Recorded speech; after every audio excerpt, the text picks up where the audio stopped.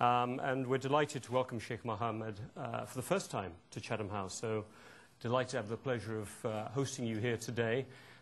He has been visiting European capitals, and we were discussing, we're on a bit of a tour at the moment, to discuss the ongoing diplomatic crisis in the Gulf, which has really pitted Qatar against four key Arab states, Saudi Arabia, Bahrain, the UAE, and also Egypt. And certainly from a Chatham House perspective, as for everyone here in this room and outside as well, this conflict really is causing or drawing a lot of attention.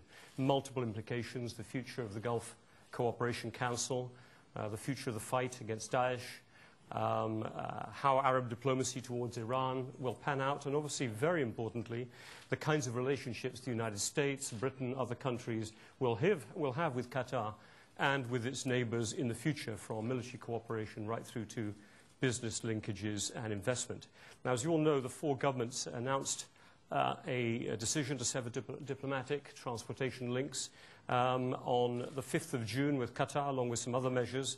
23rd of June, a series of 13 demands were made of Qatar, with a deadline, I think it was of Monday morning, extended by a couple of days. And as we're meeting here right now, those four Arab states are meeting in Cairo to assess the response that was delivered to Emir Sabah Sheikh Sabah of Kuwait, which is mediating on Monday. So, Sheikh Mohammed, thank you very much for coming to share your perspectives with us on the record here at Chatham House. We'll have opportunity for questions afterwards. Sheikh Mohammed became the Foreign Minister of Qatar in January 2016. He'd been Assistant Foreign Minister prior to that for International Cooperation. He served as Director of Economic Affairs in the Supreme Council of Family Affairs. He's also held senior positions in the Emiri Diwan under the former Emir Hamad bin Khalifa. So, Sheikh Mohammed, welcome. We look forward to your remarks. And I say to everyone, we will then have an opportunity for a good half an hour, 40 minutes to take questions and comments from you before we close. Welcome.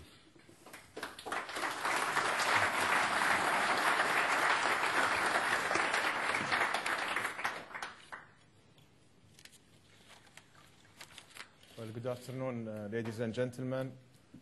It's a great honor to be here today, and I would like to thank Dr. Robin Nibelt, Director of Chatham House, for inviting me and for that very kind introduction.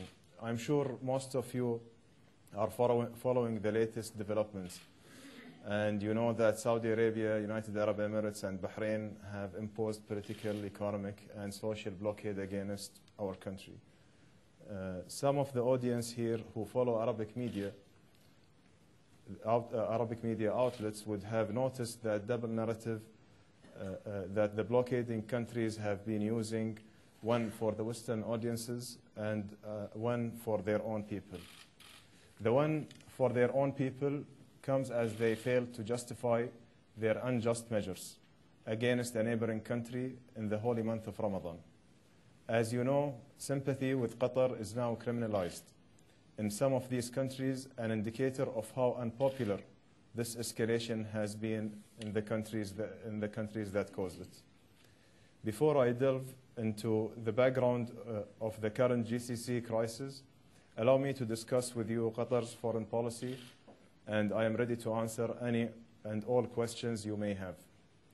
What distinguishes Qatar in the region is not its wealth, nor its natural resources, nor is it its high rising building.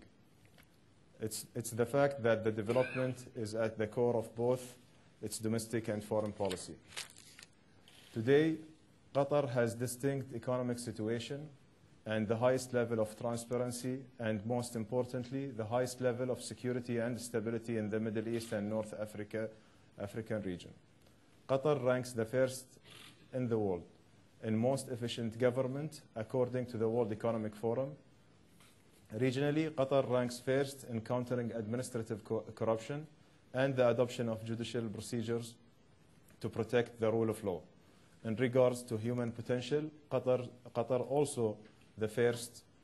This development emanates from the principles of good governance, as Qatar ranks first in the world in terms of confidence in political decision-making, and second in the level of efficiency of legislative system. Qatari women have been partners in this development with their participation in the labor force and access to education reaching unprecedented heights.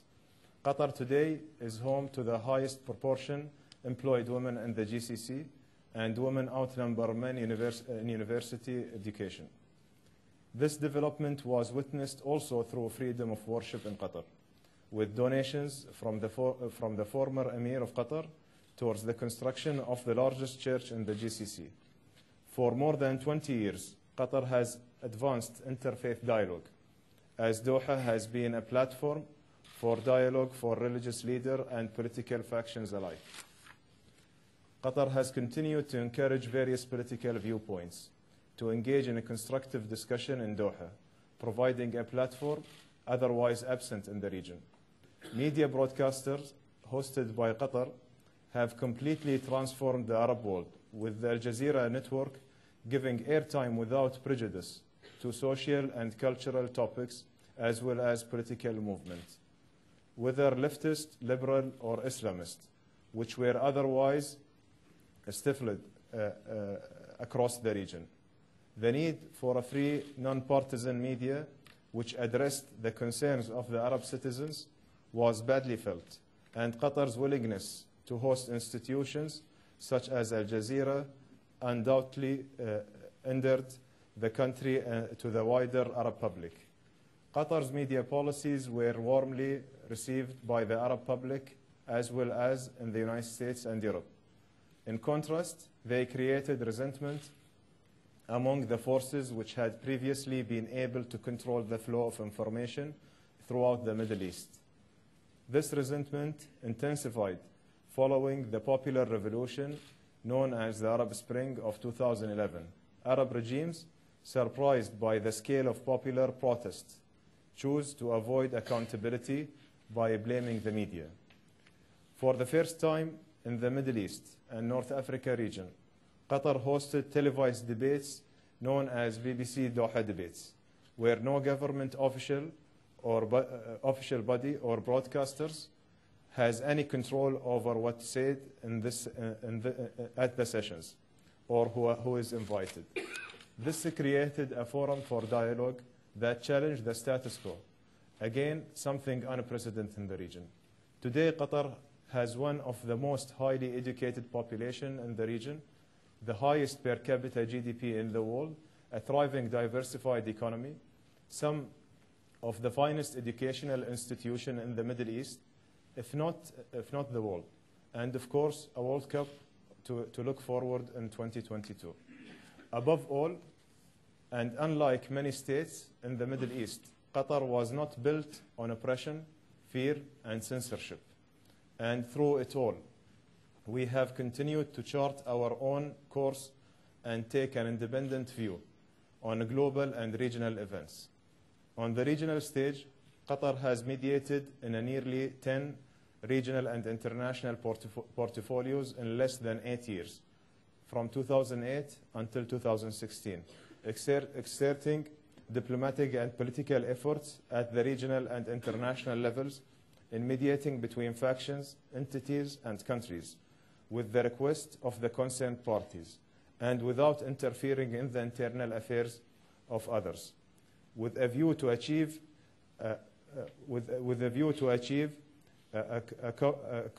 convergence of views and find sustainable solution for conflict and differences. Let me briefly recap some recent events. Beginning in April, Qatar was subjected to a carefully orchestrated and unprecedented smear campaign designed to misrepresent our policies and our positions on key issues affecting our region. The climax of that campaign came on May 24, when the website of our official news agency was hacked and fake quotes attributed to our Emir were posted online. Some fake quotes with my name of them were also sent out on our Twitter feed. Once we sorted out the technical details, we sent urgent messages to all of the news organizations in the region, alerting them to the false statements that had been posted on our website. Almost all of them immediately issued corrections and alerted their readers and viewers that the fabricated statements were actually fake news and lies, except that is for the news outlets in Saudi Arabia and United Arab Emirates and Egypt, which continued to report the fake news as fact. It continued. It is worthy to note that Qatar news outlets were censored in these blockading countries 2 hours before the fabricated news was published. Furthermore, officials from the blockading countries were not merely criticizing Qatar's policy, something we have always welcomed, but they were calling for regime change in Qatar, a coup, and inciting hate and violence. Through the hacking incident was quickly exposed, Saudi Arabia and UAE used it as the pretext for launching an unprovoked, unwarranted, and unjustified blockade for Qatar on June 5th. For almost 3 weeks after June 5th, we have been asking for specific demands, as our neighbors decided to put the cart before the horse. And only under international and especially American pressure, they did. On June 23rd, presented us with a list of 13 demands that they said we had to meet by July 3rd. It was immediately apparent to us that they did not represent reasonable and actionable grievances against Qatar, as the U.S. Secretary of State had hoped. And they were not measured and realistic, as the UK Foreign Secretary said they should be. Instead, Qatar was asked to curtail free expression, hand over individuals at risk of torture and arbitration, reduce its defense capabilities, go against international law, outsource its foreign policy to Riyadh and Abu Dhabi, and literally sign an open check to the blockading countries to pay unlimited amount of money described as compensation. The ultimatum did not only demand the shutting down of Al Jazeera, but also other news outlets based here in the United Kingdom that represent free press for the people of the Middle East. Reading between the lines, the blockading countries were demanding that we must surrender our sovereignty as the price for ending the siege, something they knew Qatar would never do. For the record, these demands and accusations were never channeled to us previously. In fact, for the first time, a summit of all GCC foreign defense and interior ministers was held in Riyadh on the 27th of April, and the ministerial meeting and the summit followed in May. There were no grievances or requests discussed. Clearly, the blockading countries did not submit their demands with expectation that they would provide a framework for resolving their differences with Qatar. Had they actually been interested in addressing the issue, they would have used the mechanism specified in the GCC Charter, specifically the arbitration mechanism outlined in the 2014 Riyadh Agreement, which they claim Qatar violated. The neighboring countries violated the Riyadh Agreement that states that member governments must take their grievances to the GCC executive body first, before taking action against any GCC member. Most of the demands were only of interest to our Arab neighbor, but the allegation that Qatar supports terrorism was clearly designed to generate anti-Qatar sentiment in the West. But how about Qatar policies that deal with terrorism directly? Well, I can say with confidence that we have been anything but soft on terrorism. As the blockading countries know, Qatar has passed stringent laws and regulation to ban the financing of terrorism by private individuals and so-called charities. We work with the intelligence and security services of the UK and the US and all of the countries in our region to bring terrorists and their supporters to justice. Alongside, its security and surveillance, and its coordination and the sharing of information with its allies in the war on terror, the state of Qatar is also committed to ending the social and political factors conducive to terrorism. Qatar works against ideologies which entrap young men and women into terrorism, as well as the tyranny and state violence which induce terrorism, while investing 12% of its government spending on education. Qatar has allocated 25% of its foreign aid toward education and believe that education is the cornerstone of stability and the most effective preventive measure for extremism. This is why Qatar has invested in educating 7 million children in 42 countries. We know that terrorist groups like Al-Qaeda and Daesh have put our government, just like the governments of all of the Gulf nations, on their list of enemies. More importantly, the challenges of transnational terrorism is not unique to Qatar, but it is a regional and a global threat that requires a collective effort and a political commitment from all. Qatar opposes violent extremism that is a global threat to all humanity. However, what other countries fail to grasp is labeling political opponents as terrorists, merely silence them regardless of how we may feel about their agendas, is both unjustified and fails to solve any problem. Not only morally wrong, it would likely make the problem worse by driving more people into radicalism and divert attention away from the battle against the genuine terrorist. We are very much concerned about how politicized the label terrorism might come out of this crisis. Should Western governments not take a clear position towards this manipulation of concepts and terminology? As I indicated in my introduction, this manipulation has already and will continue to obscure the real source of violent extremism, as some of our neighbors label political dissident as terrorists. We feel that demonizing people who are presenting legitimate grievances peacefully and oppressing movements advocating for peaceful change only drives well-meaning people into arms of extremists. And we feel that keeping independent news and information from the eyes and ears of the people only demonstrates fear and weakness. These issues are at the heart of our disagreements with our neighbors, and they are serious issues. But here is the crux of the matter. We have seen how young people left without hope for a better future turn to violence in the name of jihad.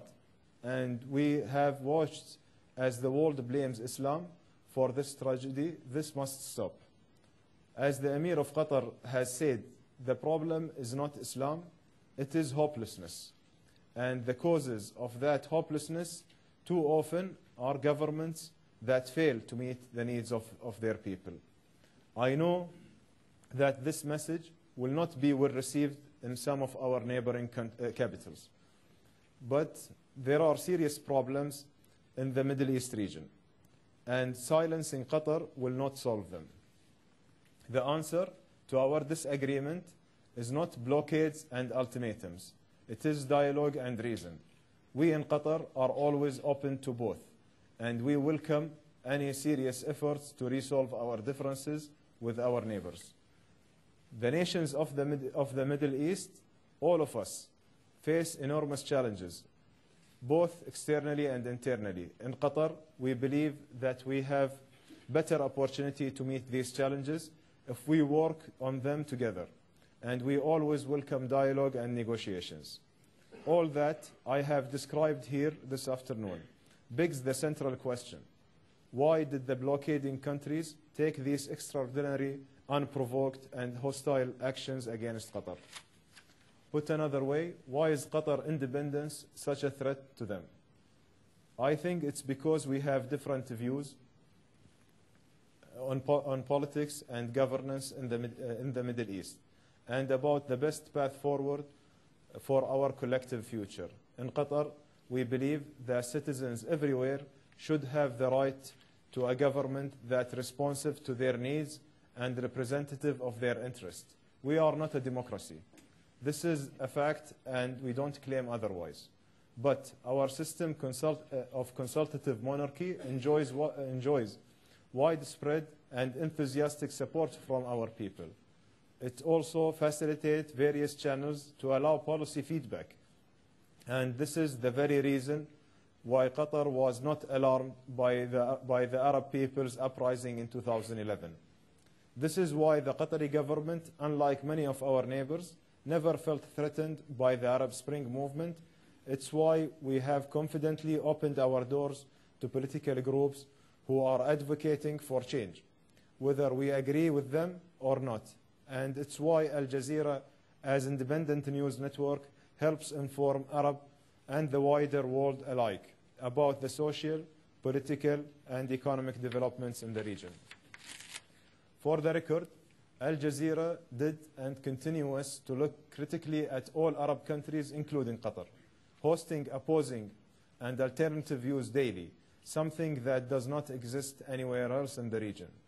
Our neighbors see change, those advocating for it, and those reporting on it, as a threat. And they are quick to label anyone who opposes their governments as a terrorist. In Qatar, we embrace change. We welcome constructive criticism in order to develop. Qatar has never undermined the collective security of the region, as we believe that any threat to the region is a threat to Qatar.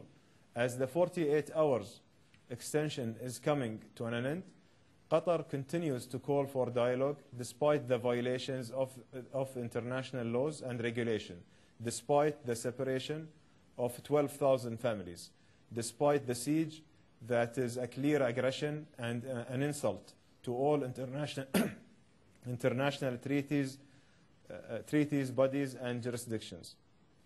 Looking at the way forward, we must lay out any and all legitimate concerns and discuss the claims and allegations through presenting evidence and engaging in a constructive dialogue. Qatar stands ready to engage in a negotiations process with a clear framework and set of principles that guarantee that our sovereignty is not infringed upon. Thank you again, ladies and gentlemen, for your kind attention. And now I'm more than happy to answer any of your questions. Thank you.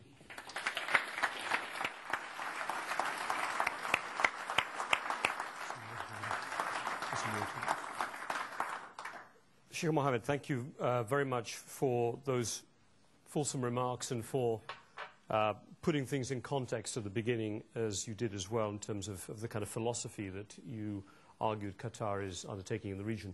We've got time for some questions, but can I just come in with one right at the beginning? Because I think you said there, especially when you said at the end that Qatar believes in, you said, we're not a democracy, we believe in consultative democracy. And I would have thought, sorry, a consultative royalty, exactly, a consultative royalty.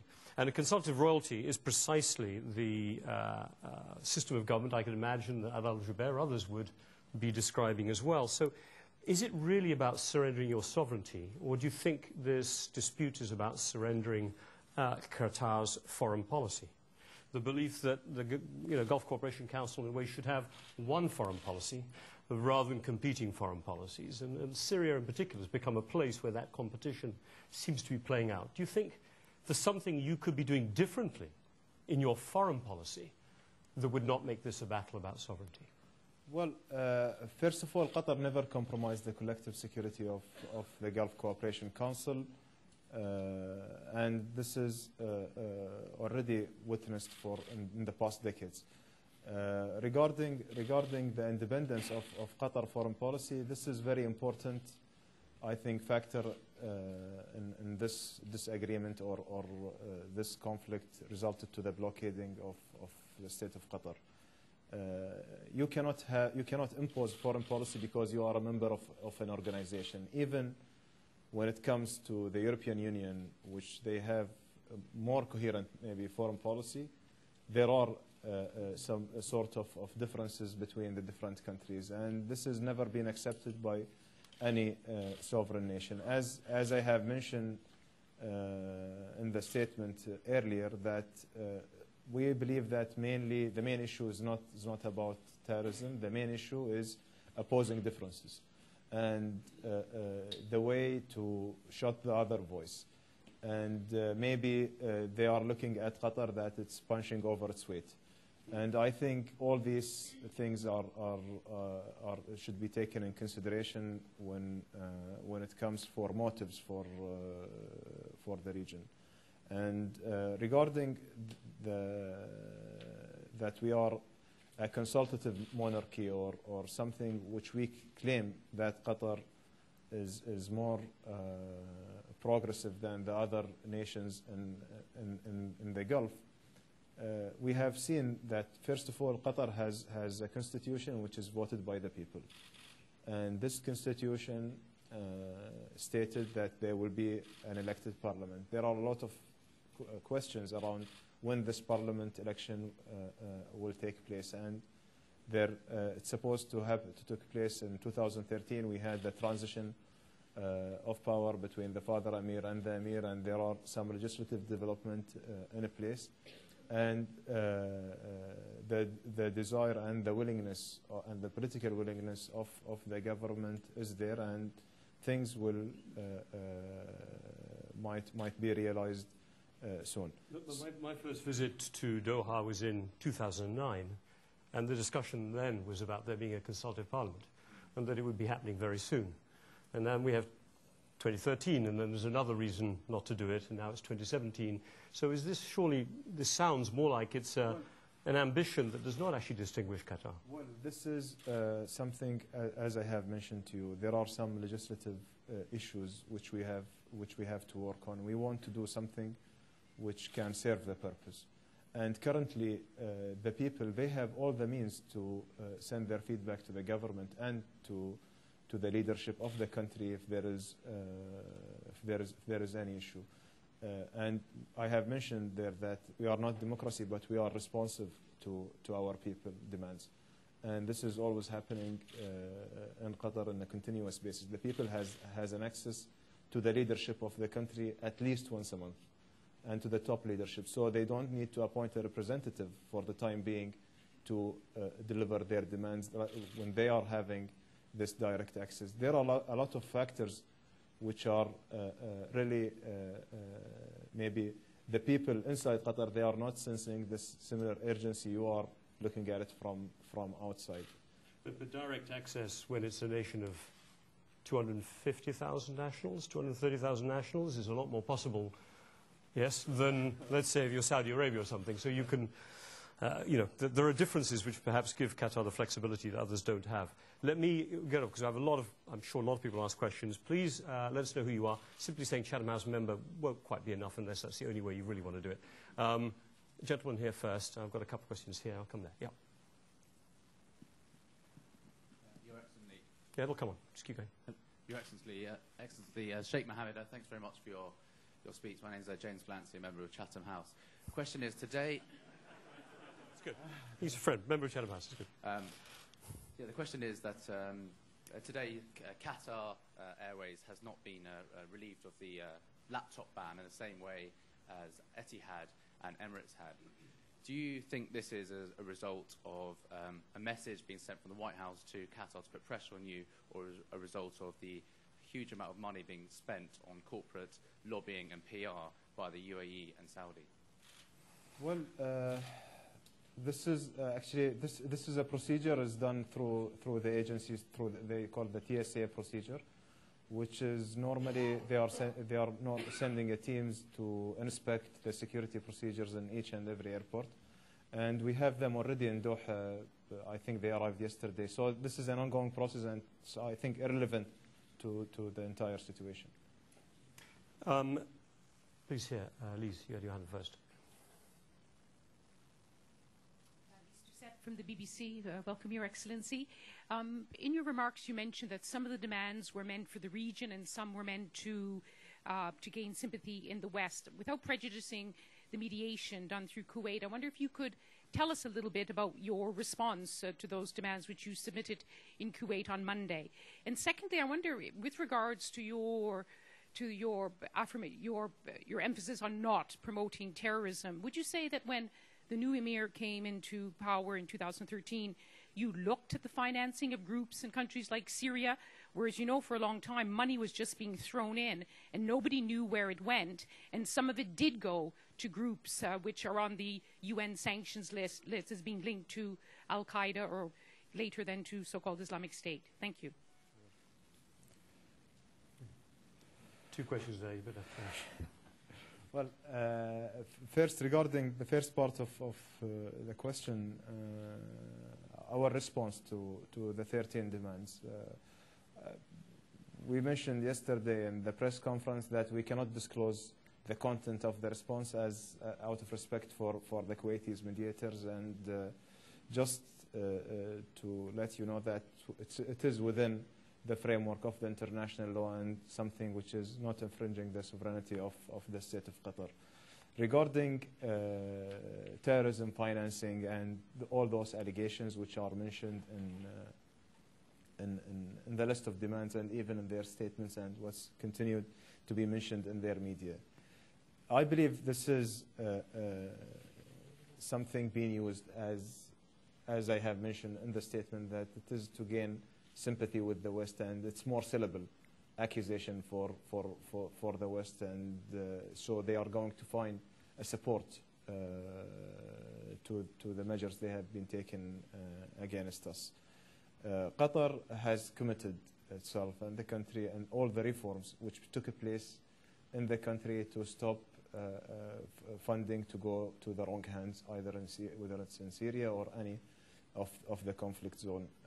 There are a lot of legislations being reformed and changed, and there are any person who is involved in such an act, they are getting prosecuted and convicted by that, including the people who are in the United Nations sanction list, which you have just mentioned, and maybe they are trying to use it to promote themselves. All the people who are listed in the United Nations sanction list, first of all, there are travel bans being imposed to them, against them, their accounts being frozen, and they are under 24/7 surveillance, and the reporting submitted to the United Nations within, according to the measures of the resolution, and they are prosecuted in the court, and some of them already been convicted, and the others, they are still in the prosecution. None of them we didn't take any action against it. And some of even the people who are listed in the United Nations and they are considered Qataris, they are not in Qatar until now. So we cannot impose any measure on them while they are outside. There is, I think, one individual who is still, or who left to Syria since 2007, and he never came to Qatar. So regarding Qatar funding, even to our fund, the government fund never goes to any radical group, because our funding is always channeled through an agreed mechanism between the group of countries who are supporting the moderate opposition, and this mechanism goes to the moderate opposition to support them for in their resistance against the brutality of Bashar al-Assad regime. So Qatar commitment is always firm about terrorism financing, and we believe that if we are going to allow anyone to run freely with this terrorism financing, this will represent a threat for Qatar more than anyone else. Question here first, please. Lady here. May Yamani, I'm an academic member of Chatham House. And my question is about the future of the Gulf Cooperation Council. And we have seen when it was established in '81 that the flourishing but fragile states were going to be united against Iraq at the time, but especially Iran. And we knew that it was like the tribal saying of أنا وأخويا على ابن عمي وأنا وابن عمي على الغريب.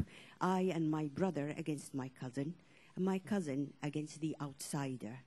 Now we see the fracture and this crisis, and what is the position, for example, of Oman and then Kuwait, and what impact with this conflict or crisis is going to have on the future of that Gulf? First, I think we have to go back to May 21st when we had the GCC summit, and just 2 days before the cyber attack on the news agency. We had an agreement that the Gulf countries should have a common strategy in addressing the threats for the collective security of the Gulf countries. Then been followed by another meeting with the President of the United States, showing that the Gulf countries is an important and strategic ally for the United States, and we have to address one common threat, which is terrorism. And all those countries are agreeing on this set of agendas. And suddenly, in one day, we saw that there is a diversion from this goal to attack Qatar rather than addressing terrorism, and really to represent more obstacles and having not concentrating our efforts on fighting the real terrorists, either through the global coalition of countering Daesh and others. So this raises a big question mark about the future of the Gulf countries when they are really having their priorities among themselves, fighting themselves, and try to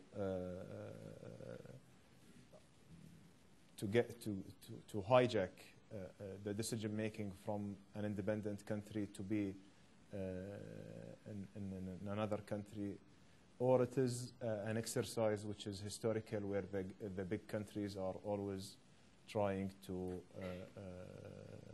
bully the small countries.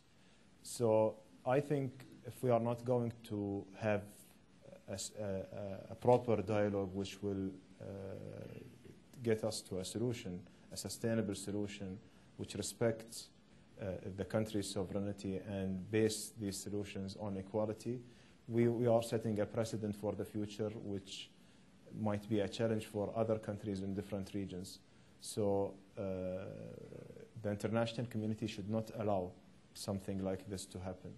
And whatever framework of the relationship or whatever social contract will be in the future between the Gulf countries should set the principles to protect each country's sovereignty. Oman's position has been against any problem or any crisis arise in this challenging time where we have enough conflicts around us. Kuwait are the same. All of them, they are trying to help in de-escalation and bring the issue back to the table and negotiate a just solution for all the countries. Do you think, just as Mayimani raised Iran, I mean, you described earlier that Qatar takes a kind of different approach to dealing with political dissent, as you say, creating opportunity rather than demonizing groups. Is part of the problem here within the GCC you take the same approach to Iran, that the relationship economically, politically is closer, and therefore the foreign policy is sufficiently different? What could you say about Qatar's policy towards Iran specifically? Could it be different? One of the first point on the list of demands was to evict any members of the Iranian Revolutionary Guard. Now, that may be an extreme statement. You will say one way or the other. But is there something different about the policy towards Iran that our audience here should know about that is part of the problem? Well, the first demand actually is stating how baseless is this list, and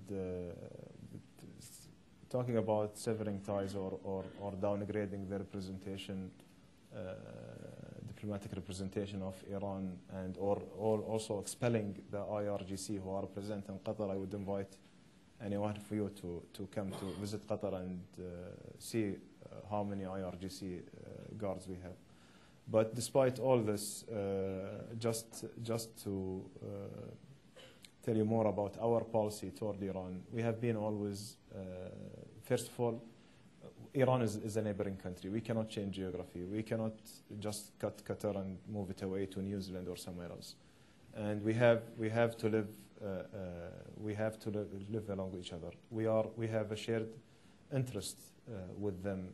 Our gas field is a partnership between Qatar and Iran. We have a trade relationship which actually ranked the 5th among the Gulf countries, by the way, where 96% of the GCC and Iran trade is with UAE, and it is one of the blockading countries and asking us to severing ties with Iran. The Emir of Qatar has stated clearly in the General Assembly in 2015 that we have to engage in a serious dialogue between the Gulf countries and Iran. And Qatar always positioned that we have to have a healthy and constructive relationship with Iran, and based on principles which is mainly non-intervention in any of the other countries' affairs. So we don't accept intervention in our own affairs, and we don't accept to intervene in any other countries' affairs. And then the Gulf leaders also, after the re-election after the election, of the parliament, not of the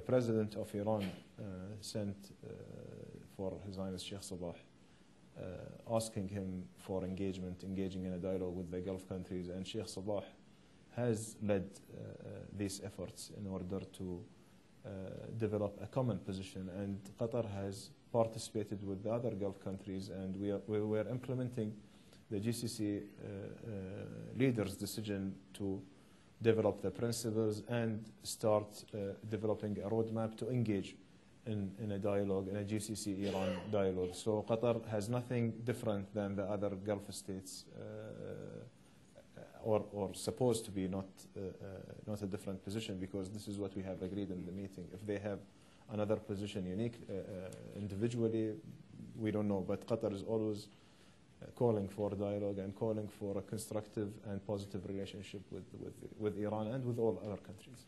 Thank you. First, William, you are here first. Right in the front, second row back. Got to come there. Yeah. William Patey, Control Risks.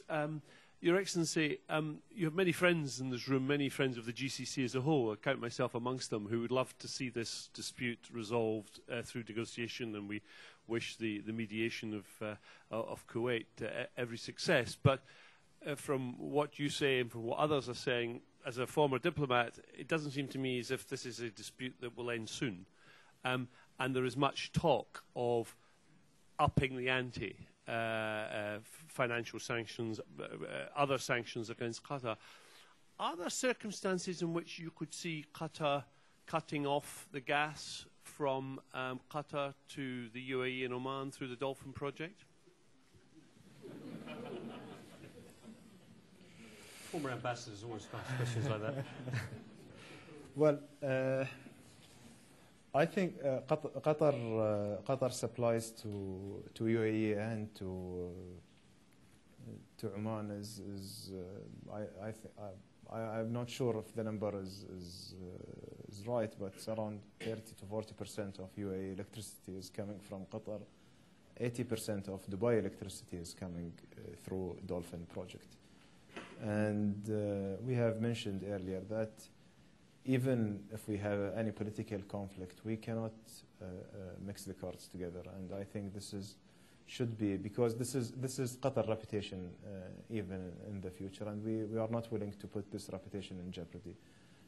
That we are using our whatever economic power we have as a political leverage on other countries. And second, we don't see that the people of Dubai or of UAE deserve to be affected because of this political conflict, and we are sure that they are going to be affected if we are going to cut off the gas supply.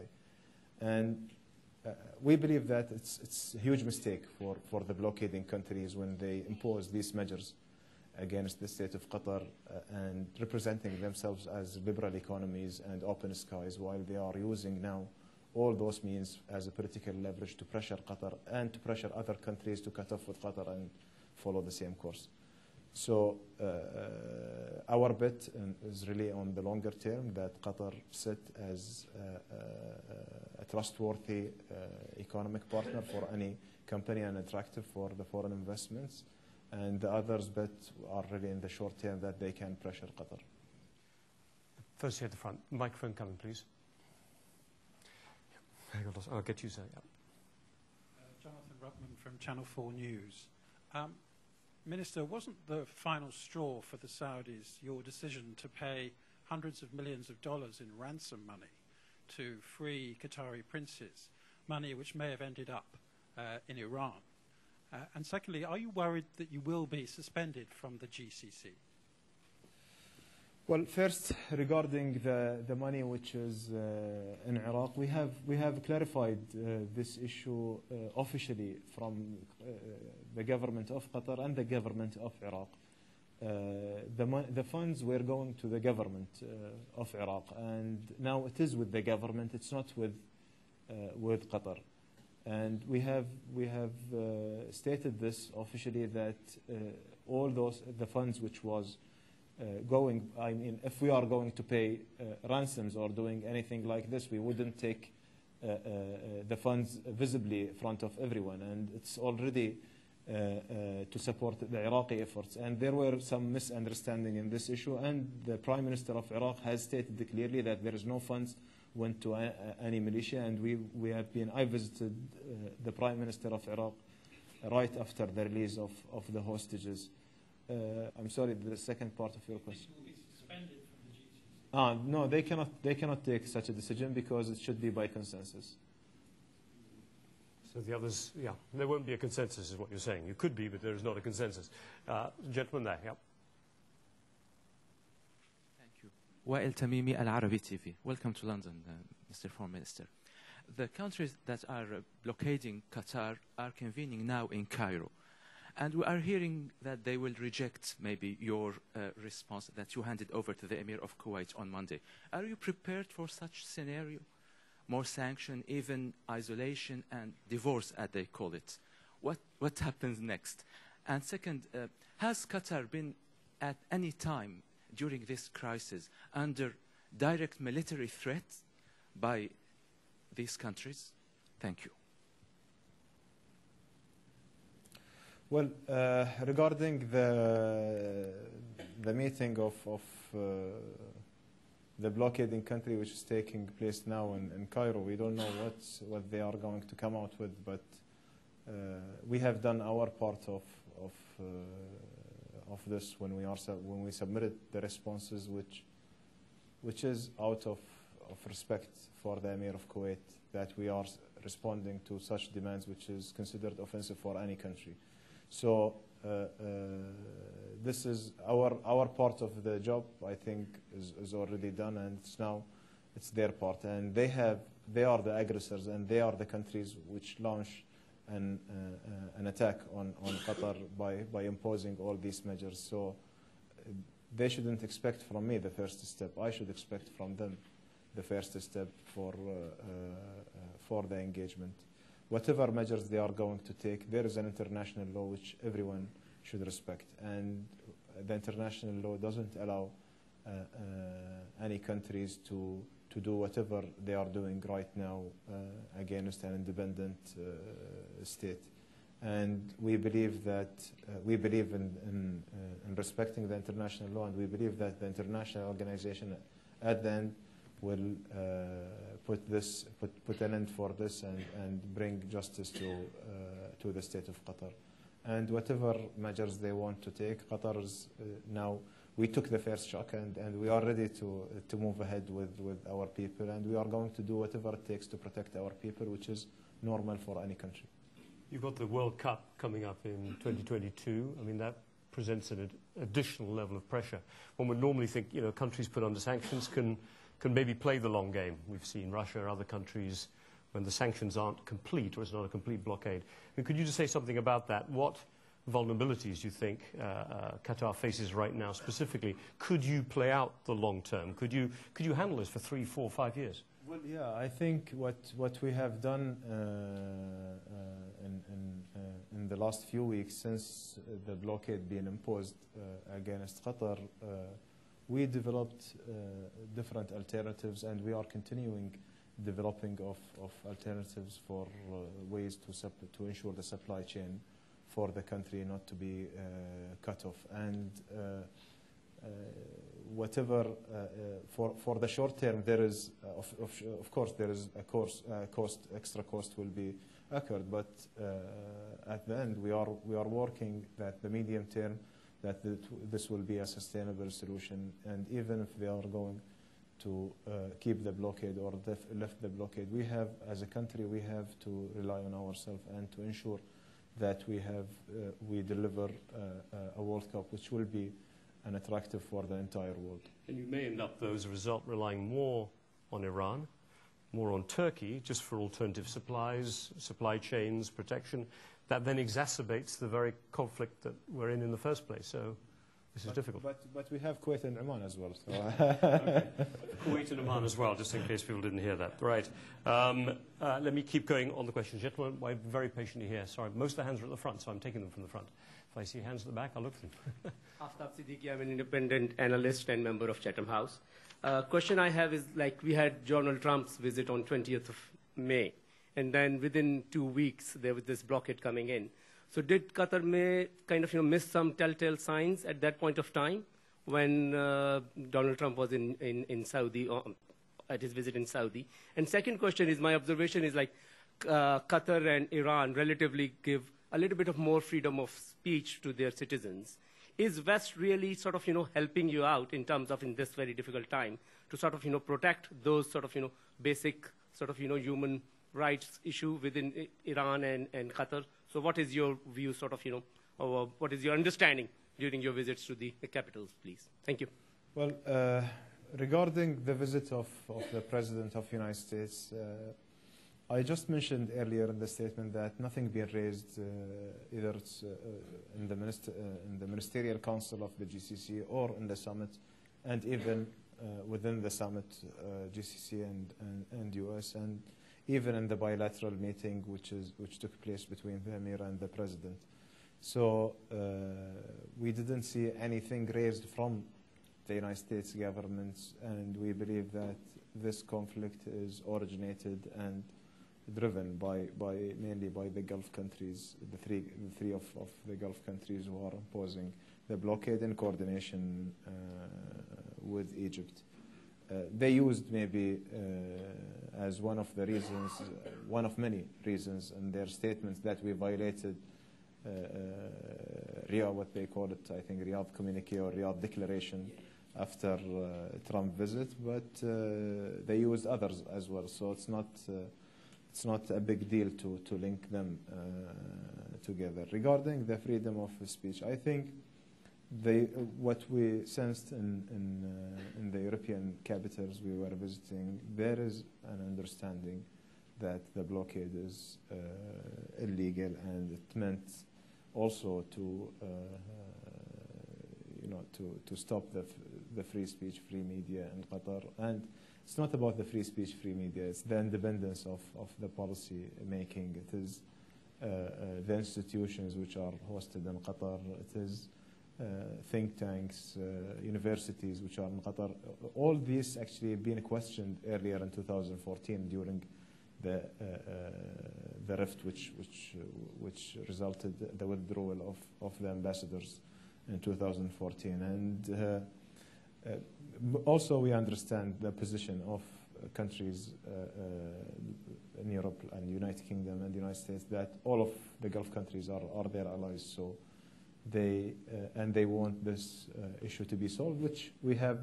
This is something we have in common. They don't want any escalation, and we agree with them, and they want to support a GCC process, and this is something which we are always calling for. But from the humanitarian aspect, we have a lot of issues which the European countries has been very vocal on. Free speech, yes, is one of them, but also the humanitarian situation, which is a result for this blockade in Qatar, until now, we have more than 12,000 humanitarian cases, families being separated in Qatar. So because of this blockades, we have children who are living away from their mothers, or we have wives living away from their husbands, and we have families being teared up because of these measures. There are other issues like shutting any voice in their countries, show any sympathy with Qatar, which is, if they are talking about terrorism, this is intellectual terrorism, which we think. This is something you cannot even prevent people from expressing their views if they are against or showing just some sympathy with a country to open doors or to have bridges for a way back.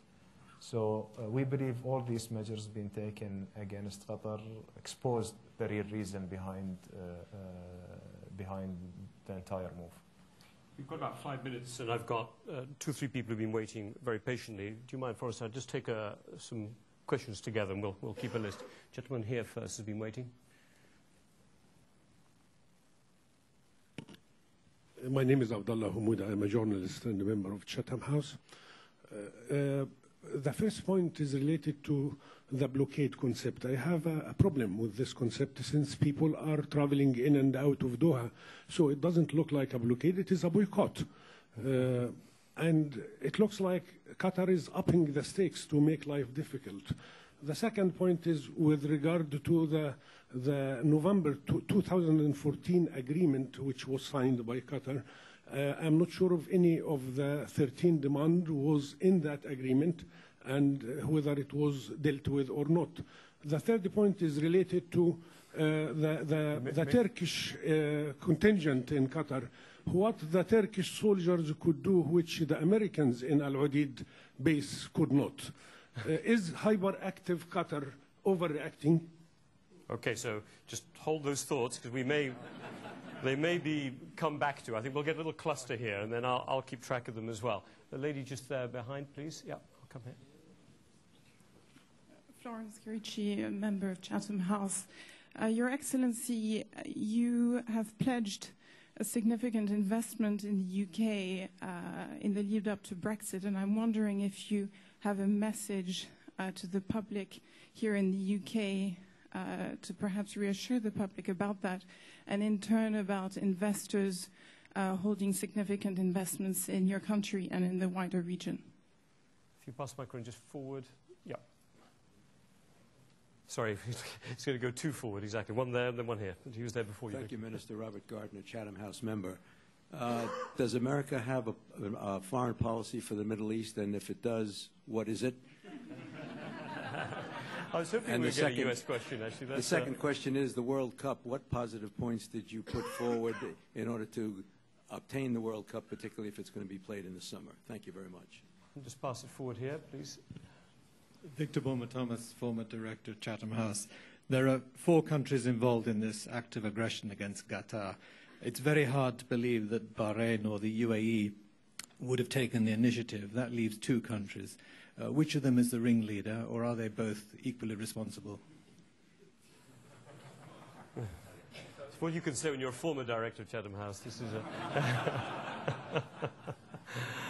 So, yes, I've kept the list.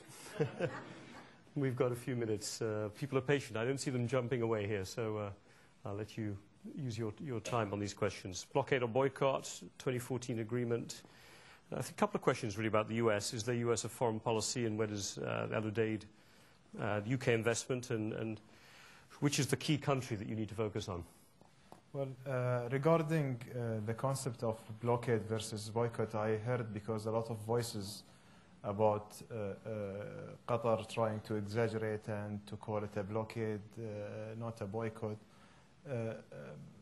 I can just tell you that whatever been imposed on Qatar is illegal. When you are blocking the only land access I have where I can get the fresh food supplies, it is a blockade, it's not a boycott.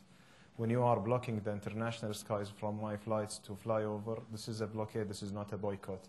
It doesn't mean that blockade the people, they cannot leave the country. We can leave the country because we have one access via north from Iran. We are ensuring our food supplies by planes because Qatar has a resource to do that. Otherwise, the country would be in a blockade, not in a boycott. Qatar is paying 10 times extra cost for the shipping from the government funds because there is a funds available for that. But if Qatar is not in the same level of income, it wouldn't be able to cover the needs of its own people from medicine and food. And by the way, blockade being imposed on Libya and Iran some time before, and they never stop supplying foods or medicines. They never stop the people from flying in and out from Libya. And